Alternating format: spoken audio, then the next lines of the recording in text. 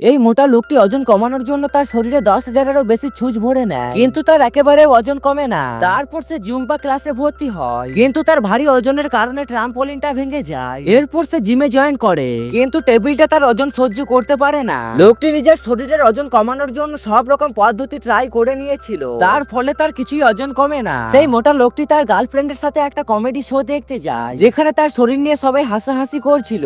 সেই লোকটি এত অপমান সহ্য করতে পারে না, তাই সে সরাসরি তার ল্যাবে চলে যায় আর দিনরাত খাটাখাটি করার পর একটা ঔষধ তৈরি করে। সেই লোকটি জানতো নাকি ওষুধটা কাজ করবে কিনা, তাও সে ওষুধটা খেয়ে নেয়। ওষুধটি খাওয়ার পরে কিছুক্ষণের মধ্যে সে মাটিতে পড়ে যায় আর তার শরীর থেকে বেলুনের মতো হাওয়া কমতে লাগে। এরপর তার যখন জ্ঞান ফেরে তখন সে নিজেকে আয়নায় দেখে অবাক হয়ে যায়। খুশি থাকার কারণে সে সর্বপ্রথম একটা শপিং মলে চলে যায় এবং নিজের জন্য কাপড় ট্রাই করতে লাগে। তারপর সে একটা রেস্টুরেন্টে গিয়ে নিজের মতো ফাস্ট ফুড খেতে লাগে, কিন্তু যখনই সে তার গার্লফ্রেন্ডকে স্পর্শ করে তখনই সে আগের মতো হয়ে যায়।